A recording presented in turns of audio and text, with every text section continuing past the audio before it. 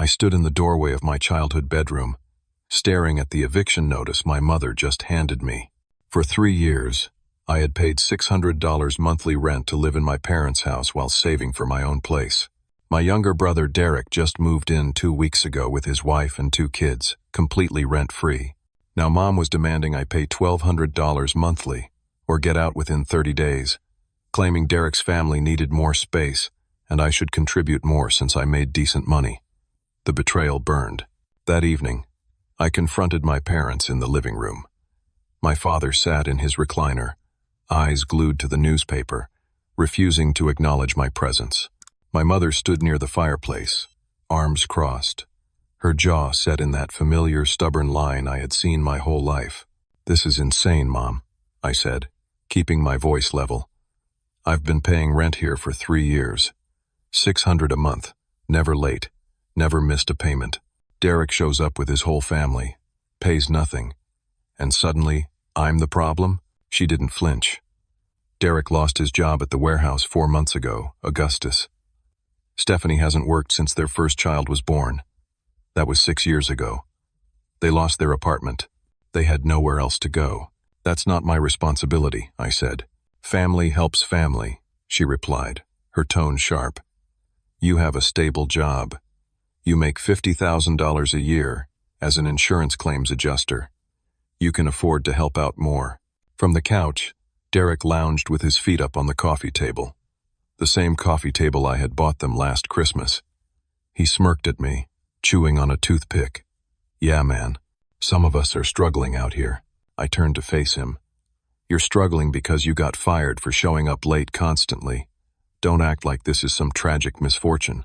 "Watch your mouth," Mom snapped. "Derek is going through a hard time. The least you could do is show some compassion." I pulled out my phone and opened my budgeting app. "Look, I'll show you. I've got student loans, car insurance, health insurance, groceries, gas. I've been saving to buy a house. I need 18 more months, and I'll have enough for a down payment. If I pay $1,200 a month, that's impossible." Mom waved her hand dismissively. "You can adjust, get a second job, cut back on going out." "I don't go out," I said. "I work and I come home. That's it." "Then you can afford $1,200, she said with finality. Derek interrupted, sitting up slightly. "Honestly, bro, it's not that hard. Just get a side hustle like normal people. Drive for Uber or something." I stared at him. This 32-year-old man with 2 kids, no job, and not a shred of shame. "How about you get any job?" "I'm working on starting a business," he said, waving vaguely. "Takes time to get it off the ground." "What business?" I asked. "You wouldn't understand," he muttered, sinking back into the cushions. I turned back to my mother. "I'll pay $700. That's my offer. I need to keep saving." $1,200, or you're out in 30 days, she said. "That's final." I felt something shift inside me. A clarity. "Fine. I'll move out." Her eyebrows raised. "You don't have the money for a deposit anywhere." "I'll figure it out," I said, and walked back to my room. That night, I searched for apartments online. Studios were running between $800 and $1,000 monthly in decent areas. With first month and deposit, I needed around $2,000 up front. My savings account had $4,200. It would be tight, but possible. The next morning, I woke up to 17 missed calls. I checked my email and my stomach dropped. My credit card company had sent an alert. $8,000 in charges. Maxed out. I logged into my bank account. $3,000 had been transferred to an account I didn't recognize. My debit card showed purchases at stores I had never visited. I ran downstairs in my pajamas. Who used my cards? My mother was making coffee. She didn't look up. "What are you talking about?" "Someone maxed out my credit card and drained my bank account," I said, my voice rising. $8,000 on the credit card. $3,000 transferred out of my checking. Derek appeared in the hallway, scratching his stomach. "Oh yeah, that was me." I turned slowly. "What?" "Your wallet was on the coffee table a couple days ago. The kids found it. I borrowed your cards for some emergency stuff. I was going to tell you." "Emergency stuff?" I repeated. "What emergency stuff? Costs $11,000. He shrugged. The TV in our room was old. Got a new one. 75 inches. The kids needed clothes. Stephanie needed some things. We got furniture for the room since it was pretty bare. Some groceries. Gas money. You made cash advances on my credit card, I said, looking at the statements on my phone. Yeah, we needed cash for some stuff, he said casually. Relax, man. I'll pay you back when I get my business going. My mother finally turned around. Augustus, he was going to tell you. He's struggling. You should be more understanding. Understanding? I felt my hands shaking. He stole from me. That's fraud. My father appeared from the garage. Just let it go, Augustus. He'll pay you back when he gets on his feet. When he gets on his feet? I laughed, a harsh sound. He's been on his back for 4 months. That's enough, Mom said sharply. You will not disrespect your brother in this house. I looked at Derek. Return everything. Today. Or I'm calling the police. He laughed. Can't return it, bro. Already opened everything. Threw away the receipts and boxes. It's all non-refundable now. Then you just committed $11,000 worth of fraud, I said. My mother stepped between us. If you call the police on your brother, you are no longer welcome in this house. Do you understand me? I looked at her, this woman who raised me, and saw a stranger. You're defending him? He's family, she said. And family doesn't call the cops on family. I went back to my room and called my credit card company. They were sympathetic but clear. To dispute the charges as fraud, I needed to file a police report. Without it, I was liable. I hung up and stared at the wall. My savings were gone. I had $11,000 in fraudulent debt. I couldn't afford a deposit on an apartment now. The 30-day deadline loomed over me like a guillotine. I pulled out my calculator and ran the numbers again. Even if I paid the minimum on the credit card and made payments on the debt, I couldn't save enough for an apartment deposit in 30 days. I was trapped. That night, sitting on my bed at 2 a.m, I realized something that made my chest tight. My family had never seen me as an equal. I was a resource, a bank account with legs. My 3 years of paying rent on time, helping with repairs, buying them gifts, none of it mattered.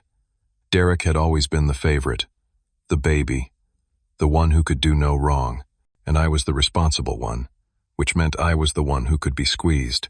I lay back and stared at the ceiling, listening to Derek's kids running around upstairs, thumping and screaming.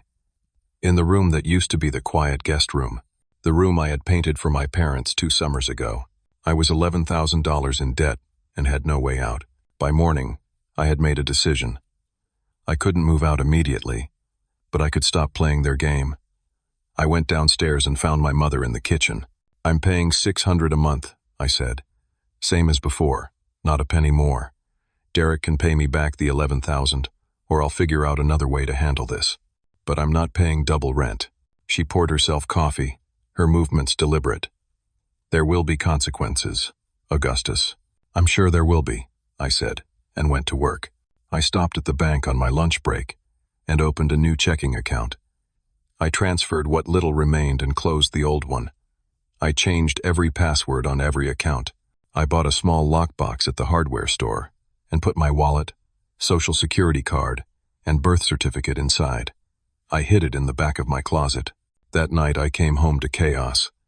Derek's kids, Emma and Tyler, were 6 and 8 years old. They had been contained to one area of the house before. Now they were everywhere, running through the hallways, screaming, going through my things. Hey, I said, finding Tyler in my room, digging through my dresser. What are you doing? Looking for toys, he said. I don't have toys. Get out. He ignored me. I picked him up and carried him out, setting him in the hallway. He immediately started screaming. Stephanie appeared, glaring at me. Don't touch my son, she said. Then keep him out of my room, I replied. She picked Tyler up. You're so mean, Augustus. He's just a kid. The next morning, I woke up to use the bathroom and found it occupied. Derek and Stephanie had taken over the main bathroom during my usual morning routine. I knocked. I need to get ready for work. Use the other bathroom. Derek called through the door. That's downstairs. All my stuff is in this one. Should have thought of that before, he said. I went downstairs and used the guest bathroom. When I returned to get my shampoo and razor from the main bathroom, they were gone. I found Stephanie in the hallway. Where's my stuff? I asked. What stuff? My shampoo, my razor, my toothbrush. She shrugged. I consolidated. Too much clutter. I put some things away. Where? I don't remember. I stood there, already late for work, and realized this was intentional. This was punishment for not paying more rent. I bought new toiletries on my way to work, storing them in my room from then on. The food situation got worse. Anything I bought disappeared within hours. I started keeping granola bars and peanut butter in my locked box. I ate at my desk at work to save money. 3 weeks into this new arrangement, my phone rang at work. It was my supervisor, Helen. Augustus, I need you to come to my office, she said. I walked down the hall, my stomach knotting. Helen was 50-something, professional, and fair. She gestured for me to sit. We received a complaint about you, she said carefully. From a client. What kind of complaint? They said you were drunk during a phone consultation last week. Slurring your words. Incoherent. I blinked. That's not true. I don't drink, Helen. You know that. I know, she said. But I have to follow up. Do you remember talking to a Mrs. Patterson last Thursday? I pulled up my call log. I talked to a dozen people on Thursday. I don't see a Patterson. That's the other issue, Helen said. We have no record of you calling her. But she has this number, your extension, and details about her claim. My hands went cold. Someone is impersonating me? Maybe, Helen said. There's more. We got 2 other complaints. One from a man saying, you made inappropriate comments to his wife during a consultation. Another saying you missed a scheduled in-person appointment, which caused them to lose coverage for a medical procedure. Helen, I've never missed an appointment. I've never been drunk at work. I don't know what this is, but someone is lying. I believe you, she said, but HR requires an investigation. I need you to compile your call logs, your schedule, anything that proves you were where you say you were during these alleged incidents. I spent the rest of the day pulling records. Everything checked out. The complaints didn't match my actual schedule. The phone numbers provided were real, but I had never called them. Someone had used my name, my employee information somehow. That evening, I looked at the complaints more carefully. One mentioned my home address, saying the client had visited me there. The address was my parents' house. Another complaint included personal details about my background, things only someone close to me would know. My college, my previous job, my car model. I felt sick. I checked my work laptop that night. My browser history showed I had logged into our client database at 3:15 last Tuesday. I was in a meeting then. I checked the IP address. It was from my parents' house. I found Derek in the living room. Did you use my work laptop? He didn't look up from his phone. Yeah, the other day. Needed to check some stuff. What stuff? Just some stuff, man. Why are you always so uptight? Did you access my work files? I don't know. Maybe. I was just clicking around. I grabbed the laptop and checked my sent emails. There were messages I didn't write, sent to addresses I didn't recognize. One email appeared to be responding to a client complaint, acknowledging my unprofessional behavior and promising it wouldn't happen again. It made me look guilty. I called Helen immediately. She didn't answer. I left a voicemail explaining someone had accessed my laptop and accounts. The next day, Helen called me into her office again. 2 more complaints came in this morning. What? My voice cracked. These ones include screenshots, text messages, allegedly from your phone number, threatening clients. She showed me her screen. The messages were vile, aggressive, threatening legal action, using profanity, saying things I would never say. But they showed my phone number. My number was spoofed, I said. Helen, someone is sabotaging me. I believe you, Augustus. But company policy is clear. With this many complaints, HR has to place you on administrative leave while they investigate. I'm sorry. For how long? 4 to 6 weeks. Without pay. The room tilted. I can't afford that. I know, she said quietly. I'm going to fight for you. But this is out of my hands right now. I walked to my car in a daze. No income for over a month. The debt was still there. Rent was due in a week. I had $200 in my checking account. When I got home, my mother was waiting. You're home early. I'm on unpaid leave, I said. Her face hardened. For how long? At least a month. Then you need to find another job immediately. Mom, I'm under investigation. I didn't do anything wrong, but I can't just start somewhere new right now. Then you can't stay here, she said. Derek needs your room for a home office. He's starting his business. You have 1 week to find somewhere else to live. I stared at her. 1 week? You heard me. If you can't contribute, you can't stay. I went to my room and closed the door. My hands were shaking. I had 7 days to come up with first month's rent and a deposit for an apartment. I had $200. My credit was maxed. My savings were stolen. My phone buzzed. An email from HR. 2 more complaints had been filed. These included screenshots of alleged text messages from me, containing threats to specific clients, messages I never sent. My phone number was spoofed perfectly. I replied to HR, explaining the fraud, the theft, the sabotage. I attached police reports I had filed about Derek stealing my cards. I begged them to see this was connected. Another email came in. From the phone company. Someone had added a line to my phone account. A second number, registered to my name, activated 3 days ago. The number matched the one in the threatening screenshots. Derek had opened a phone line in my name. I sat on my bed, looking at the eviction notice, the HR emails, my bank balance. My career was crumbling. I was about to be homeless in 7 days, and my family was doing this to me. I called my best friend Marcus at 9 that night. We had known each other since college, stayed close, even though we lived an hour apart now. I explained everything. Come stay with us, he said immediately. I can't do that to you and Tanya. Then let me loan you the deposit money. You need to get out of there, Augustus. By midnight, Marcus had transferred me $1,500. I found a studio apartment online. Shabby, older building, but the landlord could do a same-day showing. I met him the next morning. The place was small, needed paint, but it was available immediately. $900 a month.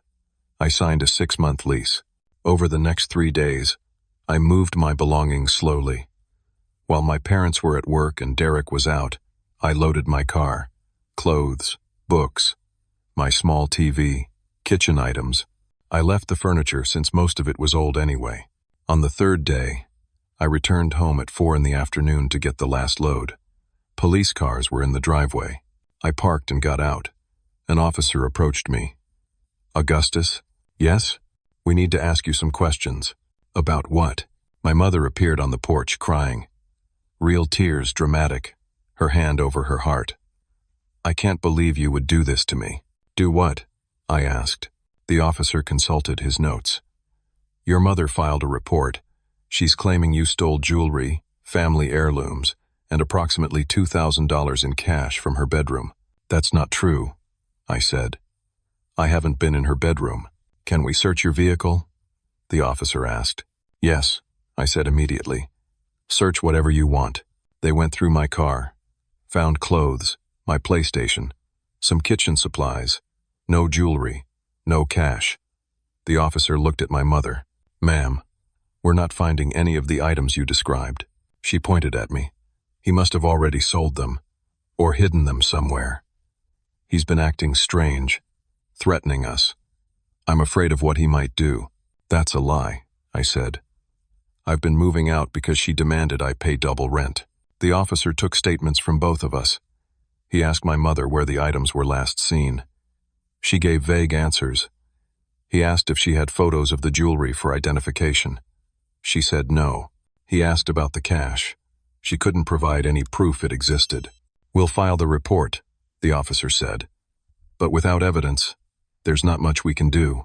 After they left, I loaded the last of my things. My mother stood on the porch, arms crossed. You're making a huge mistake. The only mistake I made was staying this long, I said. Derek needs stability for his family, she said. You're being selfish. I closed my trunk. Tell Derek he can have my room. And everything that comes with it. I drove to my new studio apartment, unloaded everything, and sat on the floor. I had no furniture yet. Just my clothes, some dishes, and my TV sitting on the floor. My phone rang. Unknown number, I answered. Augustus, this is Officer Patterson. I'm calling about the restraining order hearing. What restraining order? Your mother filed for a temporary restraining order this morning. The hearing is scheduled for 5 days from now. She's claiming you've been threatening the family, and she fears for her grandchildren's safety. My mouth went dry. I haven't threatened anyone. You'll have a chance to present your case at the hearing. Until then, I'm advising you to stay away from the property and avoid contact. I hung up and stared at my empty apartment. She had filed a restraining order. Against me, her son, who had paid rent faithfully for 3 years, because I wouldn't bankroll my brother's laziness. The next day, I returned with Marcus to get anything I had forgotten. The door was locked. I used my key. It didn't work. They had changed the locks. I called my mother. Did you change the locks? For our safety, she said. The officer recommended it. I have belongings in there. You abandoned your possessions when you moved out. Legally, they're ours now. That's not how it works, I said. Take me to court then, she said, and hung up. Marcus and I stood on the porch. What did you leave in there? He asked. My bed, my dresser, some clothes I didn't grab yet, my laptop, my grandfather's watch. Your grandfather's watch, Marcus said. That was your inheritance. I know. We knocked. Derek answered, eating a sandwich. What? I need my stuff, I said. What stuff? My bed, my dresser, my laptop, my grandfather's watch. He shrugged. Don't know what you're talking about. Room was empty when I moved into it. Derek, I left those things 3 days ago. Nope. Nothing there.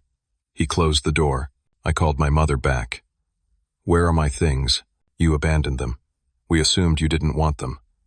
Derek sold some on Facebook Marketplace. The rest we donated or threw away. My vision blurred. My grandfather's watch? I don't know where every little thing went, Augustus. You should have taken everything when you left. I was coming back for it. It's been 3 days. Well, it's gone now. I hung up. Marcus put his hand on my shoulder. We'll figure this out. But I knew we wouldn't. Those things were gone. Sold. Destroyed. My grandfather's watch, the only thing I had from him, was probably on some stranger's wrist. The restraining order hearing was surreal. I sat on one side with a public defender I had met 30 minutes before. My mother sat on the other side with Derek, Stephanie, and a lawyer in a suit. Their lawyer spoke first. He painted a picture of me as unstable, threatening, dangerous. He produced texts from neighbors who claimed they heard me yelling threats. He had Stephanie testify that I made her uncomfortable, that I scared her children. Derek testified that I had lunged at him during an argument about money, that he feared I would hurt his kids. My public defender presented my rent payment records, my clean history, character references from coworkers, but the judge seemed skeptical. Given the allegations and pending investigation, the judge said, I'm granting a temporary restraining order. Mr. Augustus, you are to stay at least 500 feet from your parents' residence. No contact with your parents or your brother's family for 60 days. We'll have a full hearing at that time to determine if this becomes permanent. I walked out of the courthouse in a daze. I couldn't go near my childhood home, couldn't contact my family, all because I refused to let them bleed me dry. That evening, I tried to file for unemployment. My former employer had reported I was under investigation for misconduct. My claim was denied. Not eligible. I could appeal, but it would take weeks. I looked at my finances. I had borrowed $1,500 from Marcus. My studio rent was $900. I had $300 left. No income. Credit cards maxed. My next rent payment was due in 3 weeks. I started applying everywhere. Retail, restaurants, warehouses, anything. But background checks kept coming back with flags. The investigation at my insurance company. The restraining order. Employers saw red flags and moved on. I picked up gig work. DoorDash. Uber Eats. I worked 18-hour days, sleeping 4 hours a night. I made just enough to cover my rent and instant ramen. 2 weeks later, I got the call. My former employer's investigation had concluded.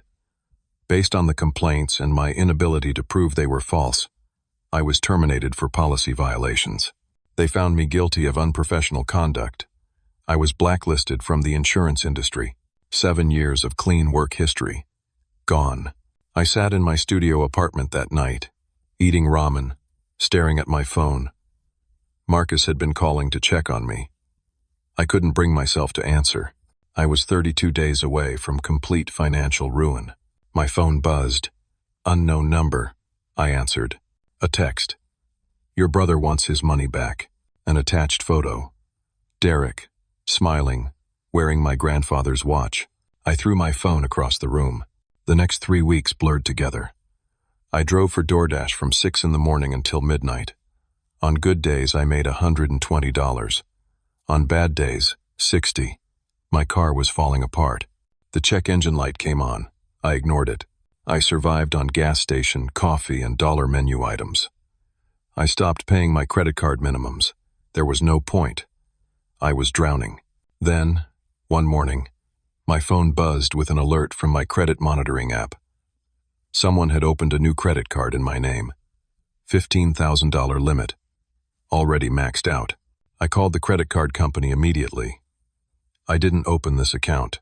Sir, the application came from your social security number and personal information. Are you saying this is fraud? Yes. I'm saying someone stole my identity. I pulled my credit report. 3 new accounts, 2 credit cards, and a personal loan. All opened in the past month. All maxed out. Total fraudulent debt. $47,000. My credit score had dropped from 700 to 480. I filed police reports. I provided evidence that I lived at a different address now, that I didn't open these accounts. The detective assigned to my case looked tired. We'll investigate, he said. But identity theft cases take time. You need to contact each creditor individually, file disputes. It's a process. How long? Months. Sometimes years. I left the police station and sat in my car. $47,000 in debt. I didn't create. My credit destroyed. I would never qualify for a mortgage now. Never get a decent apartment. Some jobs required credit checks. I was unemployable. The investigation revealed something. The applications all came from the same IP address. My parents' home internet. Security questions were answered using family information. Mother's maiden name. First pet's name. Street I grew up on. One account listed an email address as a contact. Stephanie's email. I sent a cease and desist letter through my public defender. Demanded they stop using my identity. Demanded they return my grandfather's watch. Threatened criminal charges. Derek responded by filing for bankruptcy protection. His lawyer called mine. My client is filing Chapter 7 bankruptcy. He's listing your client as a creditor. Claims your client loaned him money and is now harassing him for repayment. That's insane, I told my lawyer. He stole from me. Those were fraudulent charges. I know, she said. But his bankruptcy filing temporarily freezes any criminal investigation. It's a delay tactic. We'll fight it, but this could take months. I hung up and screamed. Actually screamed, sitting alone in my car outside a strip mall, delivering someone's pad thai. Then I discovered the business. I got a call from a licensing inspector with the state. Mr. Augustus, we're calling about your daycare business. I don't have a daycare business. According to our records, you registered Little Steps Daycare at your registered address 6 weeks ago. We've received complaints about licensing violations. My stomach dropped. What address? She gave me my parents' house. I didn't register any business, I said. Someone used my identity. Sir, the business license has your name, your social security number, and lists you as the owner-operator. I drove to my parents' house, stayed 501 feet away, as required by the restraining order. I watched. Parents dropped off children, Young children. A woman I didn't recognize answered the door. A handmade sign in the window. Little Steps Daycare. Derek was running a daycare out of my parents' house. In my name. I called my lawyer. They're running a business in my name. That's identity theft, she said. File another police report. We'll add it to the evidence. How is this happening? I asked. How are they getting away with this?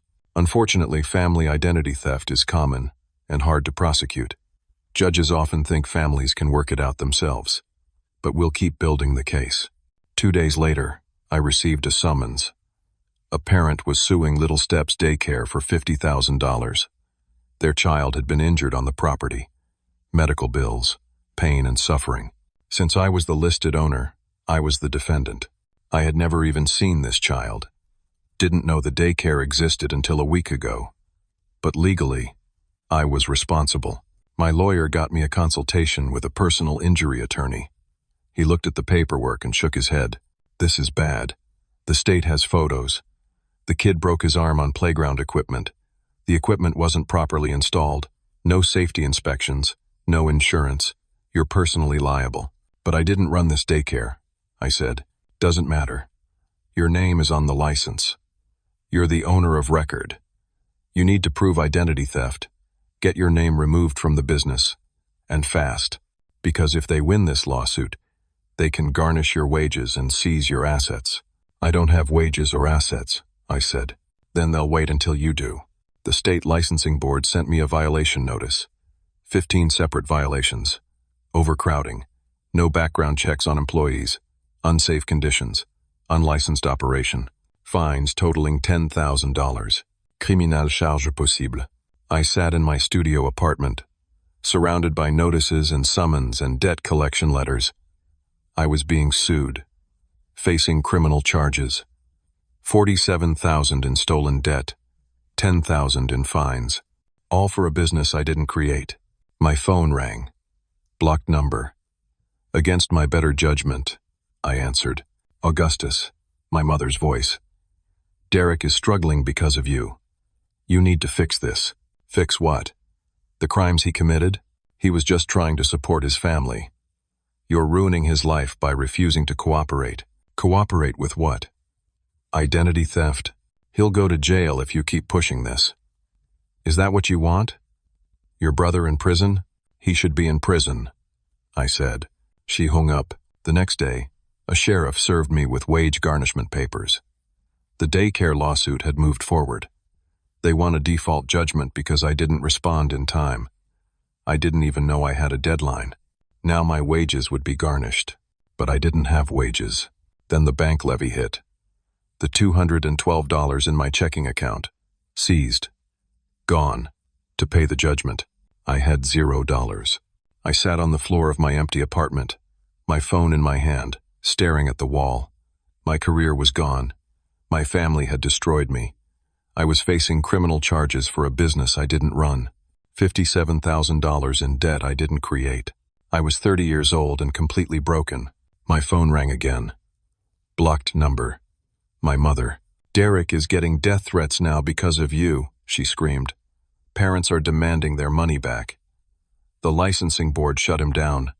This is your fault. My fault? I said quietly. I didn't commit fraud. I didn't steal his identity. Derek did this. You ruined his chance to support his family. No, I said. Derek ruined my life. And you helped him. I hung up and turned off my phone. I needed to think. Rock bottom has a feeling. It's not dramatic. It's quiet.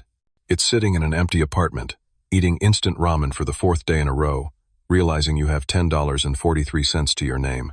It's losing your job, your family, your credit, your possessions, everything, and having no clear path forward. I picked up every gig I could find. DoorDash, Uber Eats, TaskRabbit. I slept 4 hours a night, worked 20-hour days, made just enough to cover my rent and dollar menu dinners. My court date for the restraining order violation was approaching. My public defender said the evidence against me looked bad. Derek's Ring camera footage showed someone in a dark hoodie near the property at night.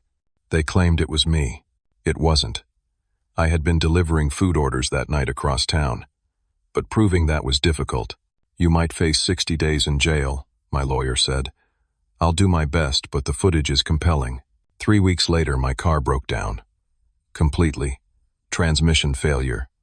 The mechanic said it would cost $2,200 to fix. I had $300 to my name. Without a car, I couldn't deliver food. Without income, I couldn't pay rent. My landlord served me an eviction notice. 14 days to vacate or face removal. Marcus called me. Come stay with us. I can't, I said. Your wife doesn't want me there.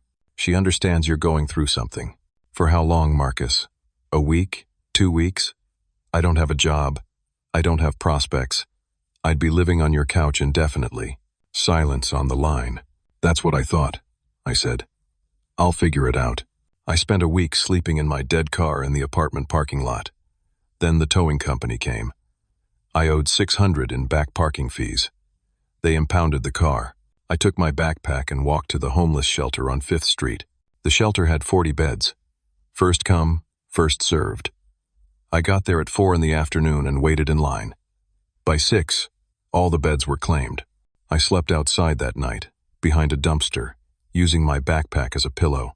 The next night, I got a bed.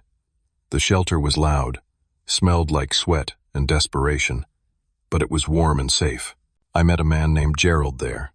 Mid-50s, gray hair, kind eyes. We ended up sitting next to each other at dinner, eating donated sandwiches. What's your story? He asked. I told him everything. The rent situation, Derek, the identity theft, the daycare, the lawsuits, the destroyed credit, everything. Gerald listened without interruption. When I finished, he set down his sandwich. I used to be an attorney, he said. Lost my license due to alcoholism. Been sober 3 years now, working on reinstatement. I'm sorry, I said. Don't be. Best thing that ever happened to me. But I know the law, and what your brother did. Those aren't mistakes. Those are federal crimes. Multiple federal crimes. The police don't seem to care. Because you've been playing defense, Gerald said. You're trying to protect yourself, clean up the mess, prove you didn't do these things. But you should be attacking, filing complaints with every relevant agency, making so much noise they can't ignore it. Like who? He grabbed a napkin and a pen, started writing. The IRS. Your brother ran a cash business and didn't report income. That's tax evasion. The state licensing board. But you already did that. Social Security Administration for identity theft. Federal Trade Commission for fraud. State Attorney General. Even check if your parents are being financially exploited. If Derek is stealing from them too. That's elder abuse in some states. I stared at the napkin. You think this would work? I think your brother committed crimes that have nothing to do with family drama. He defrauded the government. He ran an illegal business. He stole your identity to do it. Those agencies don't care about family dynamics. They care about crimes. That night, Gerald helped me file reports with every agency he had listed. We used the shelter's computer lab, filled out form after form, uploaded every piece of evidence I had. By 3 in the morning, we had filed comprehensive complaints with 7 different agencies. Now we wait, Gerald said. These things take time, but once they start investigating, they don't stop. What if I'm in jail by then? I asked. My court date is tomorrow. Tell your lawyer about these complaints. Show the judge you're the victim, not the perpetrator. The next morning I appeared in court. My public defender presented the complaints I had filed, the timestamps of my food deliveries proving I wasn't near my parents' house. Gerald came as a character witness, explaining he was working on my case pro bono. The judge looked skeptical but dismissed the restraining order violation. Insufficient evidence, he said. But the restraining order remains in place for now. I walked out of the courthouse exhausted. Gerald met me on the steps. You did good, kid. I'm 30, I said. Not really a kid. Everyone's a kid to me, he said.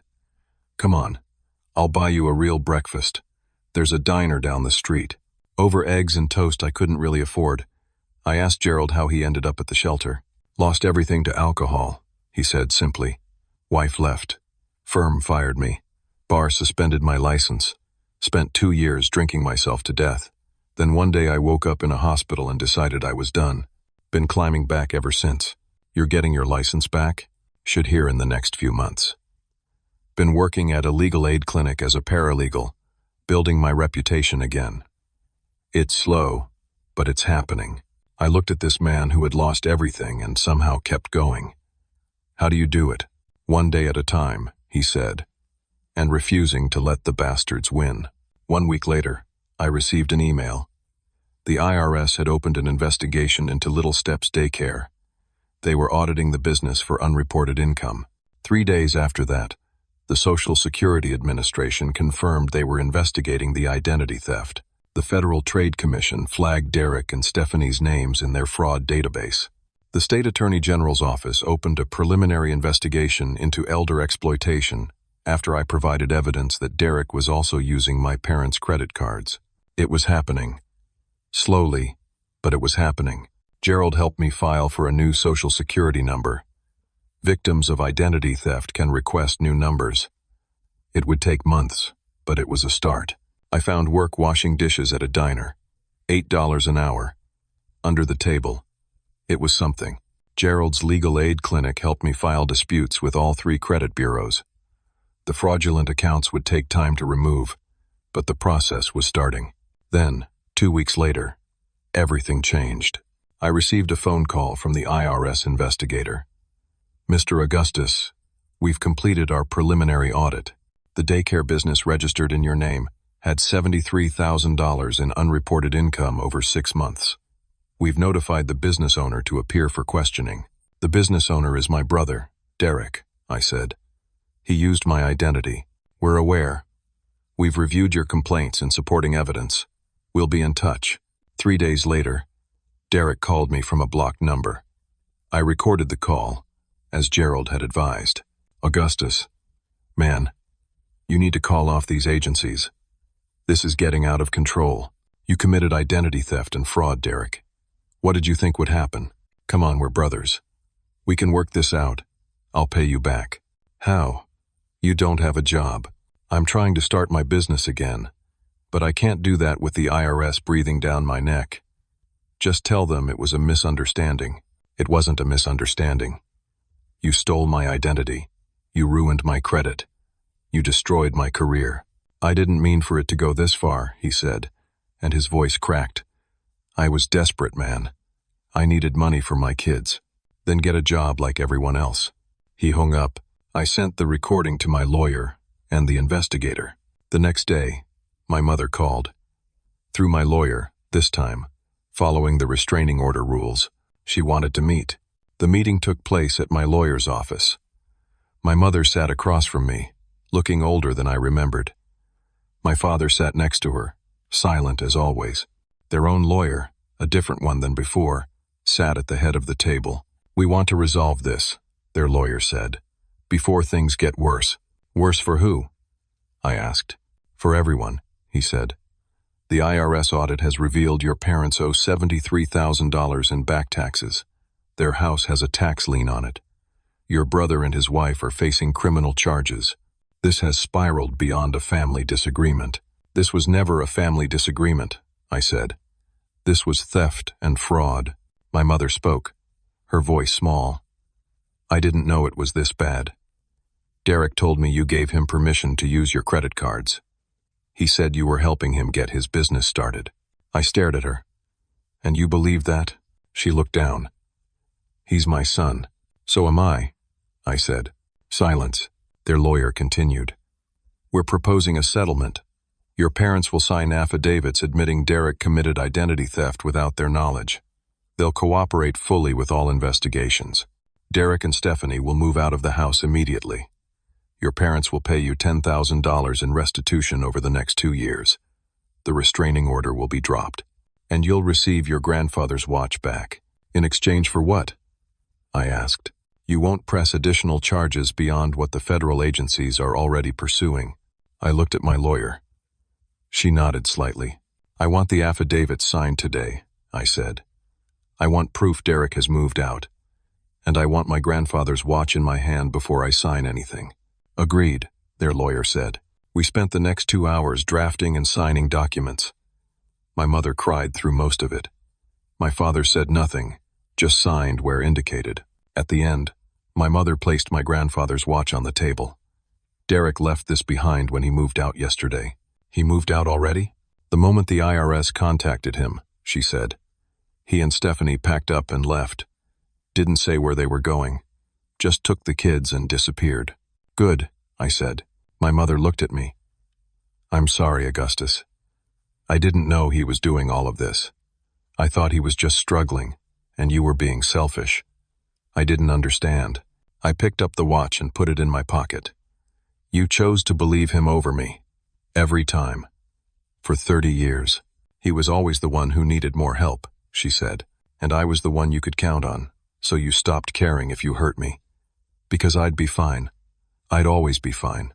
She had no response to that. I stood up. The restraining order is dropped. But I don't want contact. I need time. How much time? She asked. I don't know. Maybe forever. I walked out.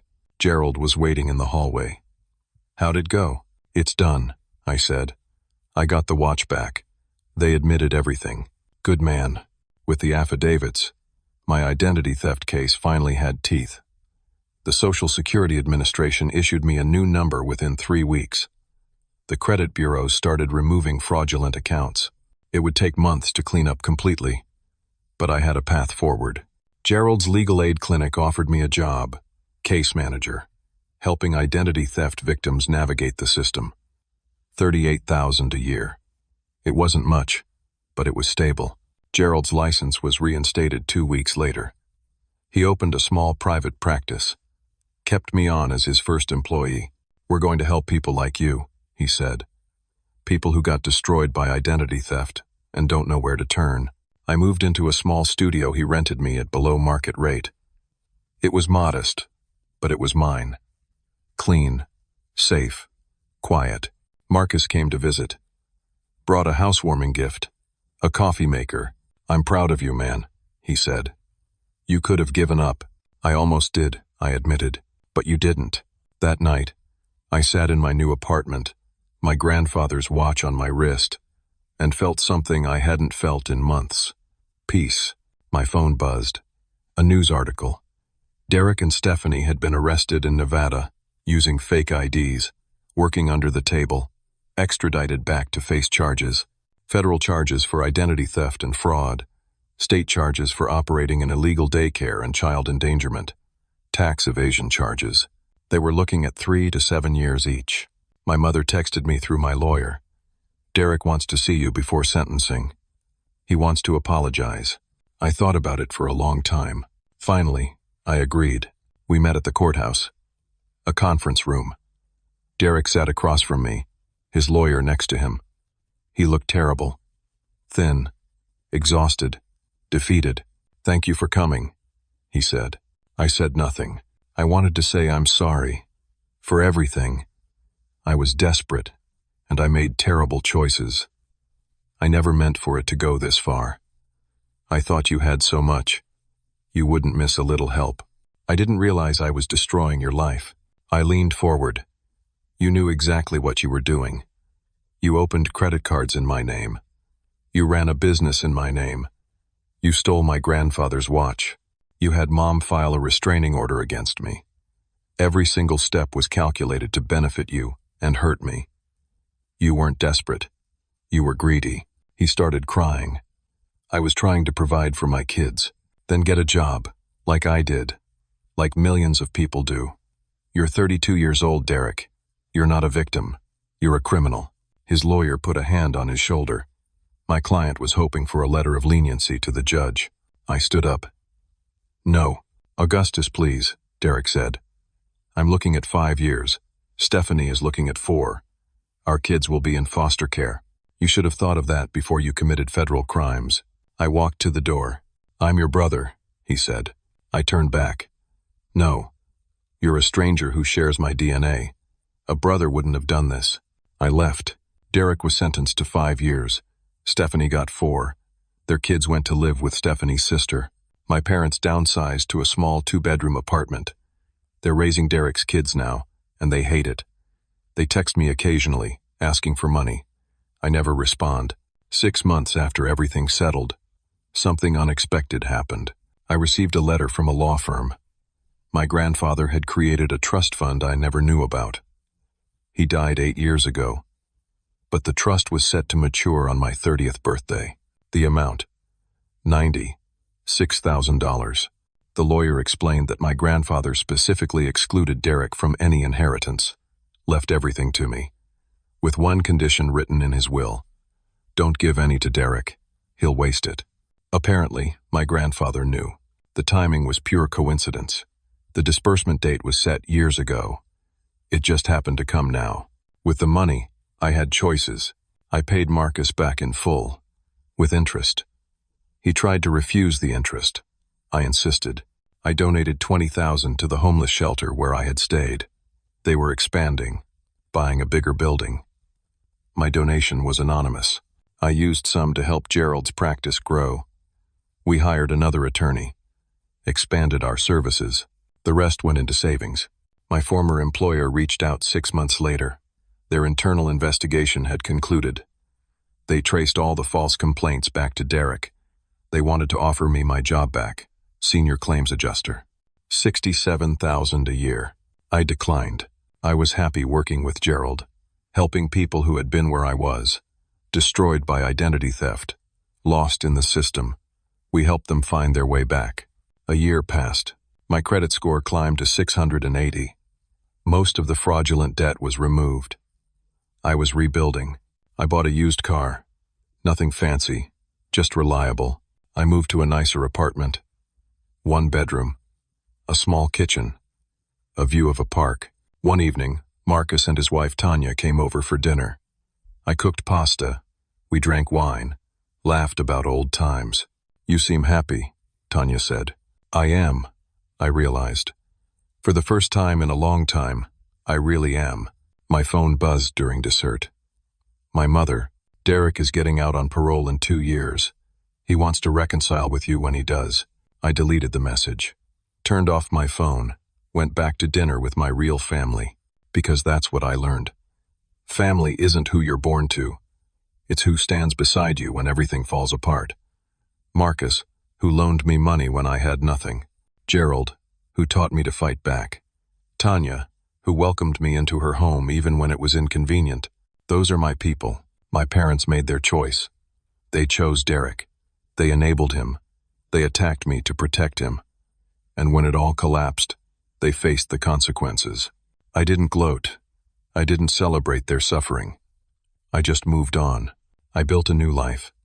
A better life. 2 years after everything began, I stood in my apartment on a Saturday morning, making coffee. The sun came through the windows. My grandfather's watch sat on my wrist. My phone buzzed with a message from Gerald. We had just won a major case for a client. Full restitution. All fraudulent charges removed. I smiled. There was a knock at my door. I opened it. Marcus stood there with bagels and orange juice. "Thought we could have breakfast," he said. "Come in." We sat at my small table, eating and talking. About work. About his kids. About life. "You ever think about reaching out to your parents?" he asked carefully. "No," I said. "I'm not angry anymore, but I don't need them in my life. They made their choices. I made mine." "That's fair," he said. My phone buzzed again. Another message from my mother. "The 10th one this month. Derek gets out next month. He's changed. He wants to make amends. Please consider giving him a chance." I set my phone down. "What does she want?" Marcus asked. "The same thing she always wants. For me to forgive Derek and pretend nothing happened." "You going to?" "No." "Good." We finished breakfast. Marcus left around noon. I spent the afternoon reading. Peaceful. Quiet. That evening, I went for a walk in the park. Kids were playing soccer. Families were having picnics. Normal people living normal lives. I thought about where I was 2 years ago. Homeless. Broken. Drowning in debt and false accusations. I thought about the night I slept behind a dumpster, wondering if I would ever recover. And I thought about where I was now. Stable job. Clean apartment, money and savings, real friends, peace. I didn't win by destroying Derek. The law did that. He destroyed himself through his own choices. I won by surviving, by refusing to give up, by building something new from nothing. My grandfather's watch ticked on my wrist. He would have been proud. I pulled out my phone and looked at my mother's message one more time. Then I blocked her number. Not out of anger, out of closure. Some doors need to stay closed. I walked home as the sun set, feeling lighter than I had in years. Life wasn't perfect. I still had student loans. My car still had 180,000 miles on it. My apartment was small, but it was mine, all of it, built by my own hands, earned through my own work. No one could take it from me. I learned something through all of this. The people who hurt you most are often the ones who claim to love you. Real love doesn't steal. Real love doesn't destroy. Real love stands beside you, even when it's hard. Marcus never asked for his money back. He just gave it because I needed it. Gerald could have walked past me in that shelter. Instead, he sat down and helped me fight. Those are the people who matter. Blood doesn't make you family. Loyalty does. Love does. Showing up does. My parents and Derek will always be related to me. But they're not my family. Not anymore. My family is the people who chose me, who stood by me, who believed me when everyone else called me a liar. And that's enough. As I unlocked my apartment door, I smiled. Tomorrow, Gerald and I were meeting with a new client, a woman whose husband had stolen her identity, destroyed her credit, left her with nothing. We were going to help her, just like someone helped me. That's what matters now. Not revenge, not bitterness, just moving forward, just building something good from something broken. I paid rent for years in a house where I was never really home. I was just a tenant in a place that never valued me. Now, I have my own place, filled with people who actually care. My parents made their choices. Derek made his. I made mine. And for the first time in my life, I'm exactly where I'm supposed to be. Free. So let me ask you something. Have you ever had someone in your life who took advantage of your kindness? Someone who kept taking until there was nothing left? How did you handle it? Did you walk away? Or did you keep trying to fix it? Drop your thoughts in the comments below. I'd love to hear your stories.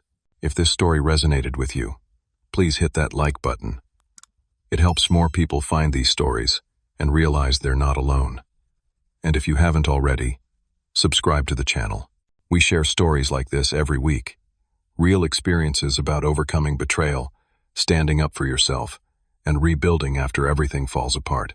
Share this with someone who needs to hear it. Someone who's dealing with a difficult family situation. Someone who feels trapped. Sometimes knowing someone else survived can make all the difference. Thank you for listening to my story. Thank you for being here. I hope wherever you are, whatever you're facing, you know that you're stronger than you think. And sometimes the best thing you can do is walk away from people who refuse to value you. Take care of yourselves. And remember, family is found, not born. Until next time.